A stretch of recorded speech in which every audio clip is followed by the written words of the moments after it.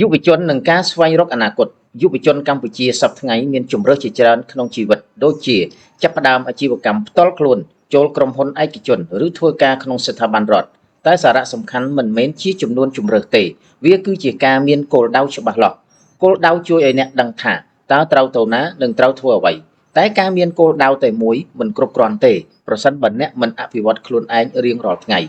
រៀនបន្តិចម្ដងគិតបន្តិចម្ដងអនុវត្តបន្តិចម្ដងអនាគតល្អតែងតែត្រូវបានបង្កើតឡើងពីការសម្រេចចិត្តតូចៗទាំងនេះសួរសំណួរមួយថាតើអ្នកកំពុងធ្វើអ្វីថ្ងៃនេះដើម្បីបង្កើតអនាគតដែលអ្នកចង់បានការអប់រំជាមូលដ្ឋានគ្រឹះក្នុងការកសាងអនាគតមនុស្សជាច្រើនគិតថាការអប់រំមានតម្លៃតែក្នុងសាលារៀនតែពេលនេះមិនមែនអញ្ចឹងទៀតទេនៅសម័យបច្ចេកវិទ្យាទំនើបនេះព័ត៌មានស្ថិតនៅលើដៃយើងយុវជនអាចរៀនបានគ្រប់ទីកន្លែងតាមអ៊ីនធឺណិតតាម app តាមវីដេអូតាមបទពិសោធន៍ការងារផ្ទាល់ការរៀនគឺជាអាវុធសំខាន់បំផុតក្នុងជីវិតមិនមែនសម្រាប់ប្រឡងតែសម្រាប់ប៉ះឱកាសសម្រាប់បង្កើតអនាគតសម្រាប់ក្លាយជាមនុស្សដែលអ្នកចង់ក្លាយសូមសួរសំណួរចាំបាច់មួយថាតើថ្ងៃនេះអ្នកបានបន្ថែមចំណេះដឹងមួយចំណុចដើម្បីជួយអនាគតអ្នកហើយឬនៅកម្លាំងនៃវិន័យនៅក្នុងជីវិតយុវជនកត្តាមួយដែលជួយបង្កើតភាពខុសគ្នាដល់អនាគតបានច្បាស់ជាងគេគឺវិន័យមិនមែនជារឿងធំធេងឬត្រូវការអ្វីស្មុគស្មាញទេតែវាកើតចេញពីទម្លាប់តូចៗដែលអ្នកធ្វើរៀងរាល់ថ្ងៃវិន័យជួយឲ្យយើងអនុវត្តតាមគោលដៅរបស់យើងមិនងាករេចេញពីផ្លូវហើយជួយឲ្យមានការរីកចម្រើនប្រចាំថ្ងៃការមានកាលវិភាគច្បាស់លាស់ធ្វើឲ្យអ្នកដឹងថាតើត្រូវធ្វើអ្វីនឹងពេលណាភាពជោគជ័យមិនមែនមកពីការធ្វើអ្វីធំក្នុងមួយថ្ងៃទេវាមកពីការធ្វើអ្វីតូច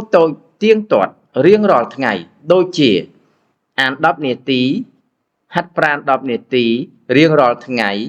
ឬរៀនជំនាញថ្មីមួយឬក៏បំពេញកិច្ចការមួយដែលអ្នកតែងតែពន្យាពេលចូលចាប់ផ្ដើមពីថ្ងៃនេះកុំរងចាំអារម្មណ៍ល្អមិនត្រូវរងចាំការលើកទឹកចិត្តពីអ្នកណាម្នាក់ទេវិន័យគឺជាធម៌ពលដែលជួយអ្នកឆ្ពោះទៅរកអនាគតដែលអ្នកប្រាថ្នាអ្នកណាមានវិន័យអនាគតរឹងមាំនិងមានជាប់ខ្លួនគេបញ្ហាហិរញ្ញវត្ថុរបស់យុវជនជាច្រើនកំពុងចំណាយលុយតាមអារម្មណ៍ឃើញស្អាតចង់ទិញឃើញគេមានអ្វីមួយចង់បានដែរតែចំណាយដូច្នេះមិនធ្វើឲ្យអនាគតរឹងមាំទេអនាគតមិនត្រូវបានកសាងដោយអារម្មណ៍អនាគតត្រូវបានកសាងដោយវិន័យហិរញ្ញវត្ថុចាប់ផ្ដើមគ្រប់គ្រងលុយតូចពីថ្ងៃនេះសន្សំលុយ 1000 រៀលឬ 5000 រៀលក្នុងមួយថ្ងៃចំណាយតែអ្វីដែលចាំបាច់ហើយយល់ពីតម្លៃពិតនៃលុយមុនពេលវាចេញពីដៃអ្នកការអាចគ្រប់គ្រងលុយតូចបាននឹងធ្វើឲ្យអ្នកគ្រប់គ្រងអនាគតធំបានសូមសួរខ្លួនឯងថាតើយើងកំពុងចំណាយដើម្បីអារម្មណ៍ឬកំពុងចំណាយដើម្បីអនាគតរបស់យើងសូមដល់ជាព័ត៌មានបាទជូនដល់បងប្អូនខ្មែរយើងទាំងអស់គ្នានៅទូទាំងប្រទេសដែលមានបំណងចង់ធ្វើអាជីវកម្មជាដៃគូសហការរបស់ក្រុមហ៊ុនឬជាតំណាងចែកចាយរបស់ក្រុមហ៊ុនទោះបីជាបងប្អូនធ្វើការងារបងប្អូនរកស៊ីមុខរបរណាក៏បងប្អូនអាចមានពេលធ្វើអាជីវកម្មជាមួយរកឱសថឆ្នេរខ្មៅដែរគឺបងប្អូនចំណាយដើមទុនតិចតួចបំផុតបងប្អូនអាចចាប់ដៃគូជាមួយក្រុមហ៊ុនហើយបងប្អូនមានផលិតផលយកទៅលក់បានទូទាំងប្រទេសគឺបងប្អូនអាចលក់បានគ្រប់ពេលវេលាមិនថាបងប្អូនធ្វើការបងប្អូនដើរលេងបងប្អូនមានវល់តាណាគឺមិនបារម្ភទេបងប្អូនលក់បានទាំងអស់ពីព្រោះជាអាជីវកម្មដែលយើងលក់អនឡាញដូច្នេះហើយវាធ្វើឲ្យការលក់មានលក្ខណៈទូលំទូលាយបាក់ខ្សែទូទាំងប្រទេសបានអញ្ចឹងហើយបានធ្វើឲ្យឆ្នេរខ្មៅកំពុងស្ថិតនៅក្នុងទីផ្សារមួយកំពុងតែកើនឡើងដោយសារតែវាមានប្រសិទ្ធភាពសុវត្ថិភាពក្នុងការប្រើប្រាស់ហើយនឹងលក់ដាច់ទៀតផងដូច្នេះបើសិនបងប្អូនមានចំណាប់អារម្មណ៍ទាំងជាវយកទៅប្រើប្រាស់ទាំងបងប្អូនដែលចង់ធ្វើអាជីវកម្មដៃគូសហការជាមួយក្រុមហ៊ុនសូមទៅអ្នកទំនងតាមលេខទូរស័ព្ទក្នុងវីដេអូនេះបាទសូមអរ